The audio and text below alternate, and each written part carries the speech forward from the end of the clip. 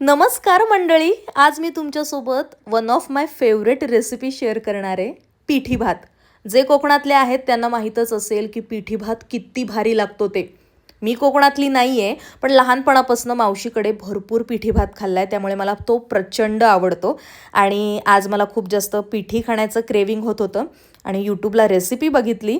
चला तर मग रेसिपीला आता सुरुवात करूयात. त्यासाठी घ्यायच्यात हिरव्या मिरच्या, भरपूर ठेचलेला लसूण, कोथिंबीर, कांदा, कोकम, ओलं खोबरं आणि हे रेडीमेड कुळदाचं पीठ, ज्यात मिरी, हळद, बडीशेप, धणे जिरे आधीच मिक्स केलेलं आहे. आता एका भांड्यात हे पीठ घेऊन थोडं थोडं पाणी ॲड करत मिक्स करायचं आणि पातळ असं बॅटर बनवून घ्यायचं.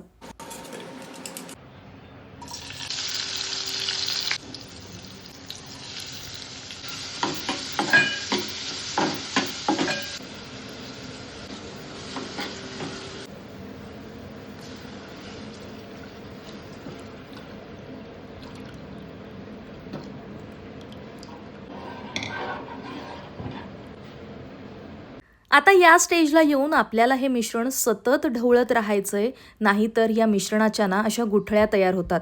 त्यामुळे मी एका स्पॅच्युलाच्या मदतीने हे मिश्रण आता ढवळत राहते आणि ही पिठी जसजशी शिजत जाते ना तसतसं ती घट्ट होत जाते. त्यामुळे आपल्याला गरज असेल तर आपण त्यात आणखीन पाणीसुद्धा ॲड करू शकतो. आणि आपण कांद्यासोबत मीठ टाकलं होतं, त्यामुळे पुन्हा एकदा पिठीची चव घ्यायची आणि गरज असेल तर चवीनुसार मीठ टाकायचं आणि मस्त कोथिंबीर आणि ओलं खोबऱ्याने गार्निश करून आपली गरमागरम पिठी तयार आहे. सो गाईज, आता इथे आपली गरमागरम पिठी आणि भात तयार आहे. आणि मी पहिल्यांदाच पिठी बनवली आहे, कारण मला खूप जास्त खायची इच्छा झालेली. बाहेर भरपूर पाऊस पडतोय आणि माझ्या मावशीने नुकताच कोकणातून मला कुळदाचं पीठसुद्धा आणून दिलेलं. सो म्हटलं आज पिठी बनवूयात आणि प्रतीकनी कधीच खाल्लेली नाही आहे पिठी. सो आता मी पिठी बनवली आणि त्याला मी देणार आहे ती. सो आपण त्याची ऑनेस्ट रिॲक्शन बघूयात की त्याला आवडते की नाही. सो गाईज, आता पिठी भात प्रतीकसाठी रेडी आहे. ऑनेस्ट रिॲक्शन द्या, कसं वाटतं.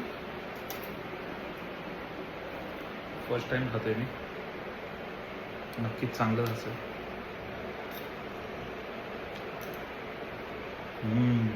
नाईस. खरं सांगतोय की व्हिडिओसाठी बोलतोय? व्हिडिओसाठी मी खरंच सांगतोय, खरंच छान झालं.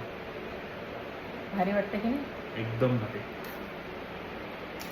सो आता त्याचं तर खाऊन झालंय, माझं आता खूप भूक लागली. सो मी सुद्धा आता खाऊन घेते. चलो बाय.